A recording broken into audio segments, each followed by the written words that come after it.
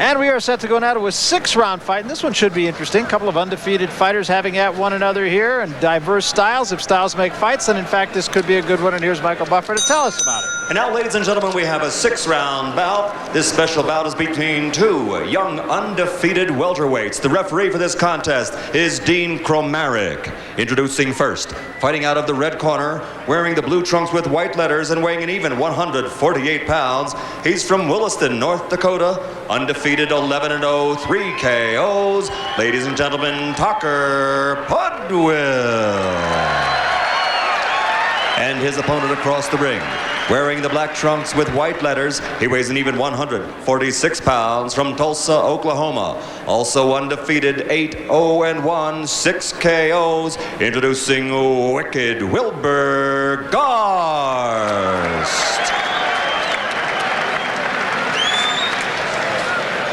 Tocker, Wilbur, I want you to protect yourself at all times. Be real careful. You don't bang your heads together. Keep all of your punches above the waist and guard yourself all times, number one.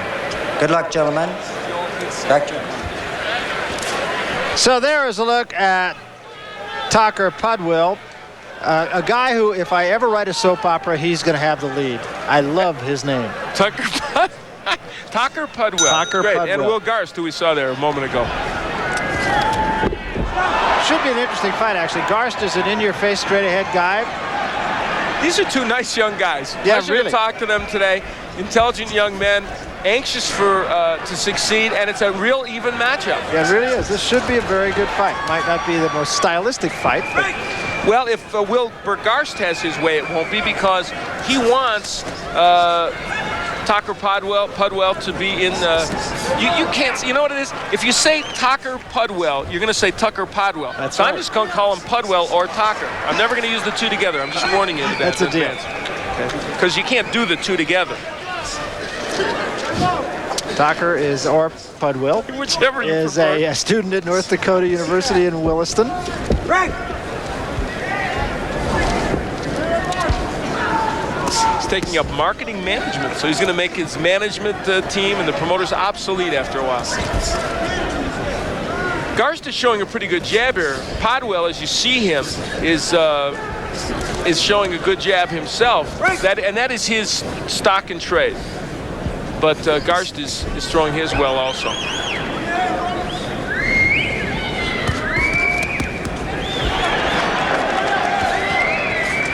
Pudwill quick with his hands, you can see that. He's been working on Nautilus 3 times a week, and he says it's helped not only with his strength, but with his quickness as well. And the rap against him would be that he is not a very good puncher. There he lands a good right hand, though. And caught Garst on the way in. And they feel that he'll surprise Garst with his power. Garst, a pretty good amateur who didn't get started in his professional career until the age of 25. And he's only 28 now. Did get to the quarterfinals of the Golden Gloves, the Nationals, where he lost. Fought Lavelle Fingers and lost to him in the amateurs. Lavelle, a very fine amateur, now good pro.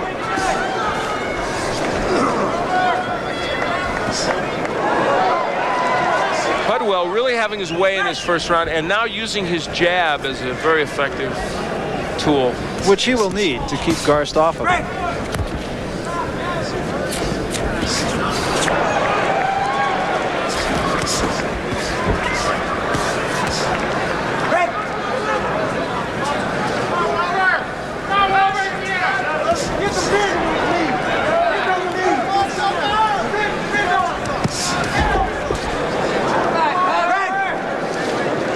Garst having a real hard time getting in, and when he's in there, he's being tied up by Pudwill, not able to throw his punches as he should.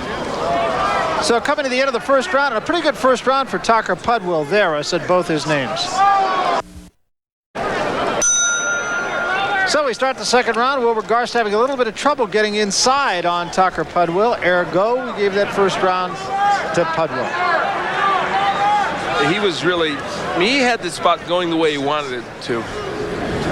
And there is why. Pudwill, very effective with his jab. If you can land 56% when you are a boxer, as he is, you're going to be doing very well. And of course, Garst did not do so well in that category.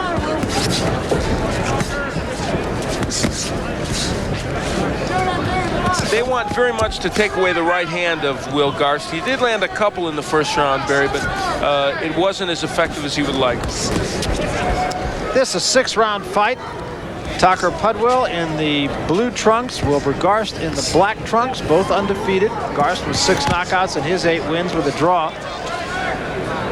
And of course, still to come, our main event, Todd Foster, Mauricio Aceves.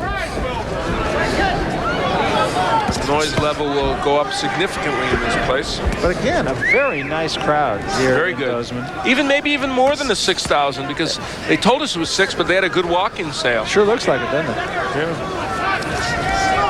And thank God I'm not going to be able to. Nobody told them over the PA system that this morning at breakfast you actually. Oh, good left hand by Pudwill. This morning at breakfast you called the Montana State team the Grizzlies. Of course, they are the Bobcats. Montana's the Grizzlies. We were beaten up severely for that. Hurt badly for it.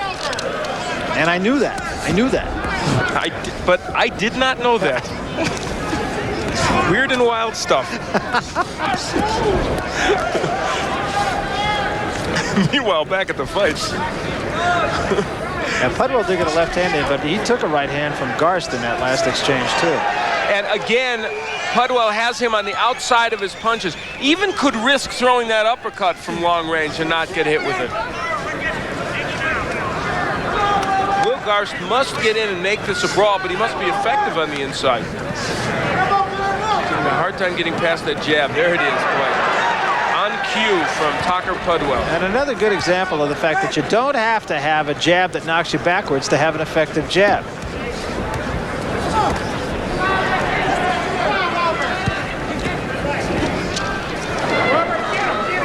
Pudwill right now is dictating this fight.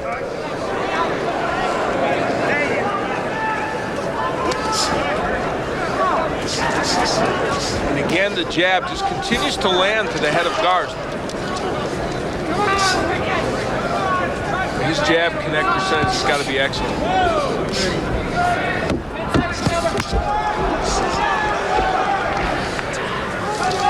Headed for the end of the second round. Things not yet going the way Will Garst would like them to, and give that one to Tocker Pudwill as well, as they will be later on this year. McLean's last chance to lead them to a Final Four, huh?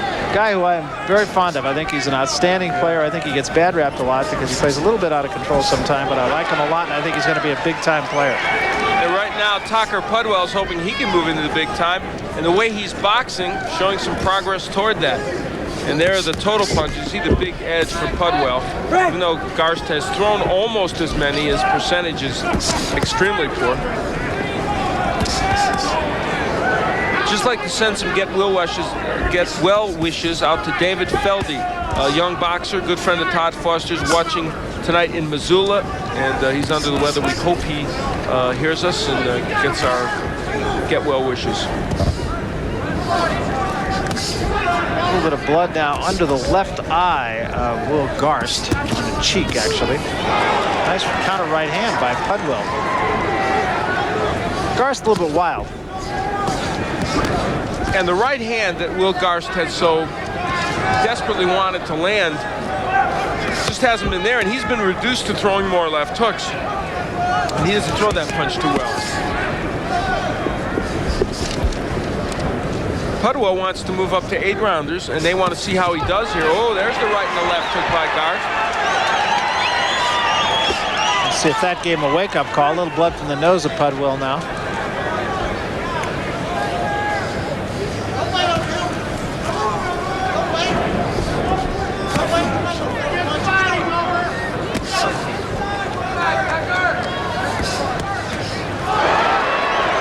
Pudwill countering nicely. You know, in boxing, if you have a good jab and you've got some movement, you can win a lot of boxing matches. And Tocker Pudwill has both of those. Whether he will move into the upper echelon of boxing is another question. He'll probably need a lot more power, but jab is effective.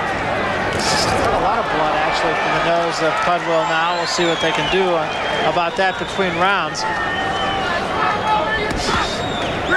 Garst getting inside a little bit more now than he was. There with the right hand again.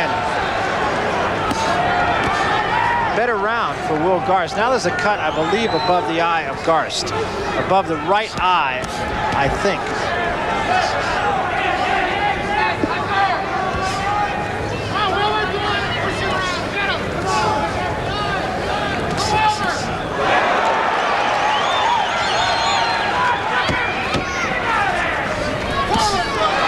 Left hand by Pudwill.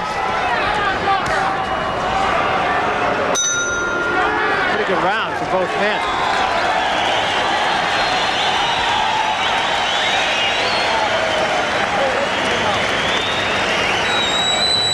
Listen to me now.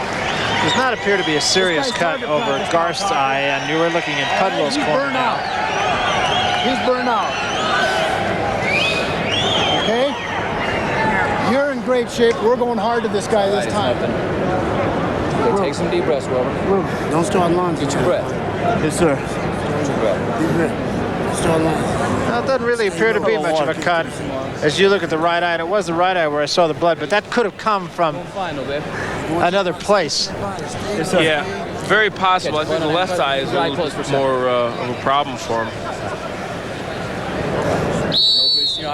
Ladies and gentlemen, this is the 6th and final round. Here's an exchange in that last round. They both land left hooks, but there's the right from Pudwill, and that little exchange is this bout in microcosm. Sorry, folks. This is round 4. Sorry. Scheduled for 6 rounds. And Pudwill was the guy who caught that. Pudwill said, no, wait a minute. There is, oh, how interesting. Garst with an edge in that round. He gave that round to Pudwill, but according to Punch Profile, Garst actually landed more.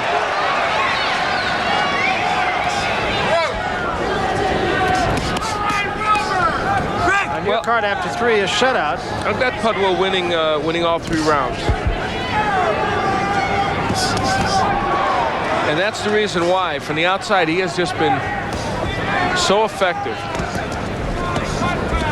Garst coming in with his head a little bit more than he was.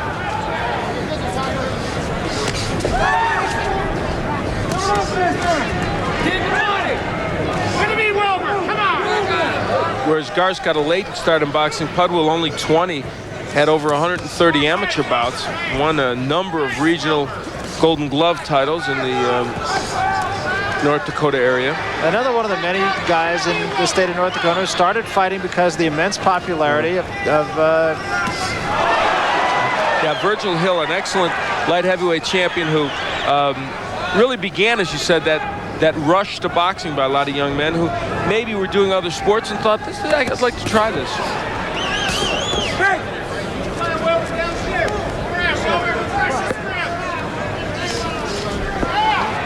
Anxious to see Virgil back in action pretty soon. I hope he will be. We may see him. After his loss to Tommy Hearns. I bumped into Virgil at the health club in Las Vegas a lot. Still whips me at basketball, so I don't Good athlete. I want to get him back in the boxing ring.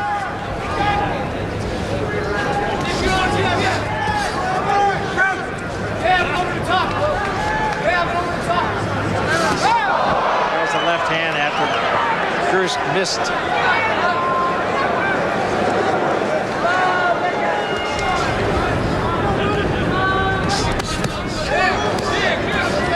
Body work by Will Garst, and he wanted to do a lot more of that in this bout, has not really been able to do it.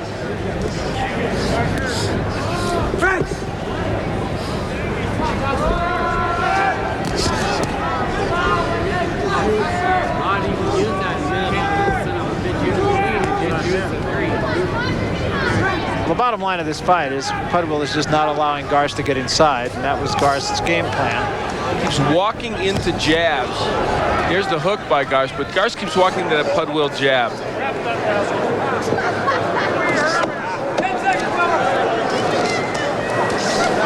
So we come to the end of the 4th round, and the 4th round pretty much like the first 2. Pudwill gets that one.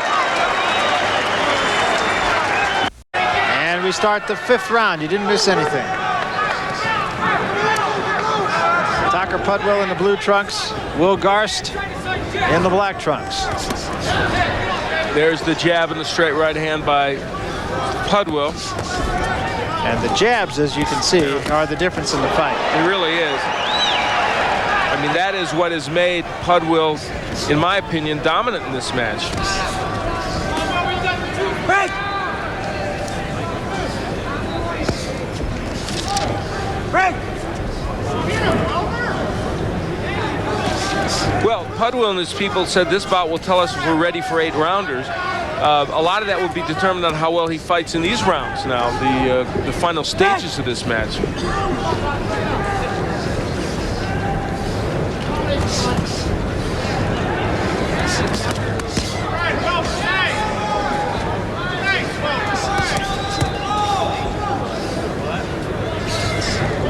Both missed wild right hands.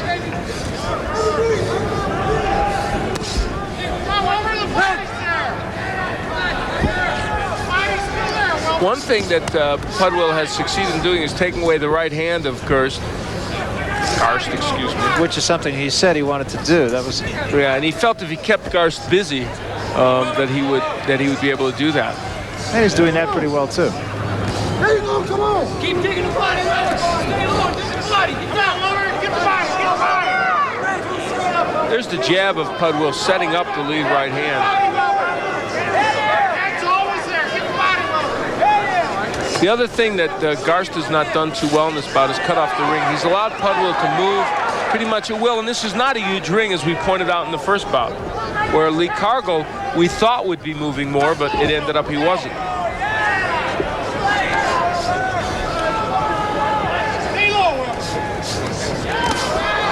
Left hand by Pudwill again, and the right hand behind it. That got Garst off of him. I think for the first time, Garst really felt the punching power of Pudwill. I think you're right. And another good right hand by Pudwill.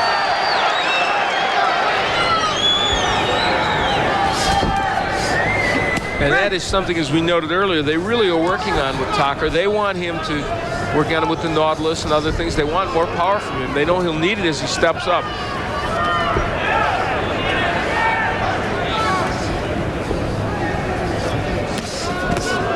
It's the best hook that Garst has thrown in this bout. Got a lot of leverage on it.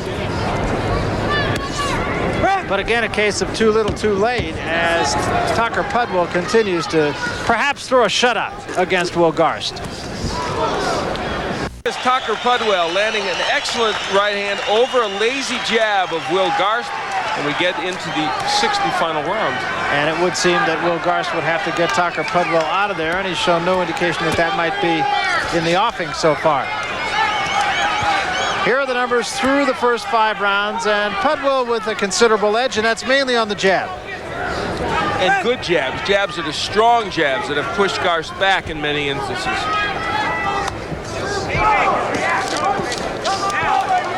And we talked about a possible shutout, and if your card is right, which it always is. I remember once in 1983, I think it was wrong. It was a rainy Tuesday, I remember. Rainy Tuesday, and of course the judges robbed me, you understand.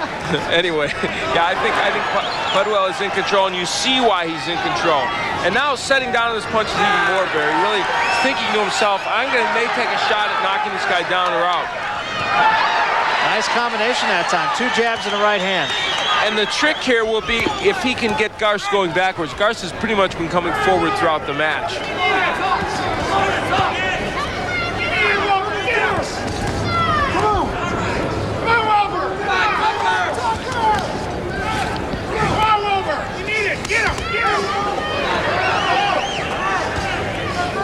Well, both men really told us today this will be a test. I'm going to find out where I'm at. Unfortunately for Will Garst, the answer has not been a good one. He has found that this boxing style of Pudwill and the jab and the hand speed and the foot speed has been a little bit too much for him right now. Yeah, Pudwill is stylist here, and in this case, that was good enough.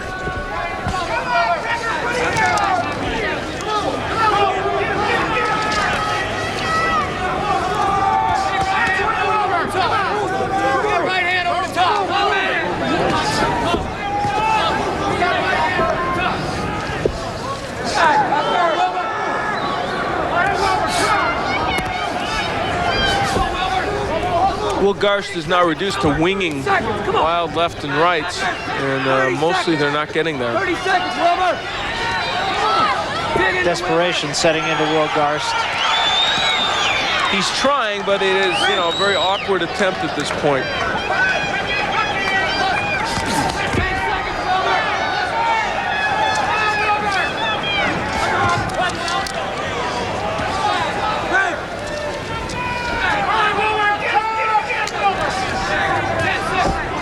Deep breath. Get him. Get him. Get him. Come on. 10 seconds. 10 seconds. Come on.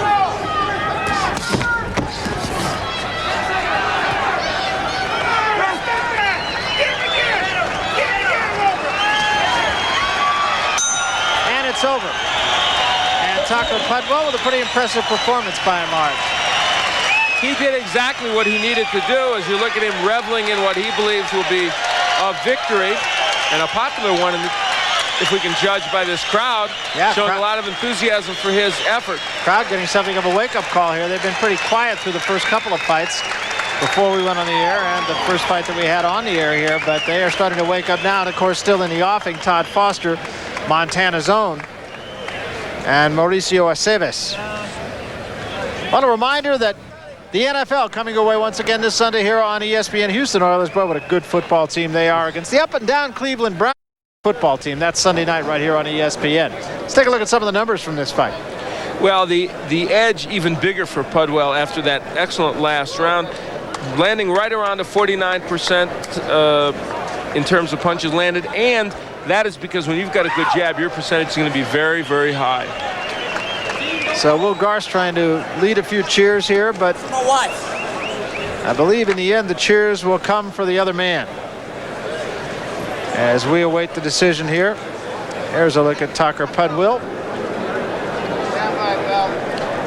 Pudwill on your card, a complete shutout. Yeah, I gave every single round in. There might have been a round or two you could give to Garst, though. Why don't we find out? Here's Michael Buffer. Ladies and gentlemen, we go to the scorecards. Here is the official scoring. Gerald Dunbar scores about 58-56. Lyle Brugman scores at 60-55. And Joe Antonietti scores at 59-56 for the winner by unanimous decision, Tocker Pudwill. So Tocker Pudwill a little bit short on one card, but still gets the win. A unanimous decision win, runs his record to 12-0, and we'll see him again to be sure. Ringside Report when we come back.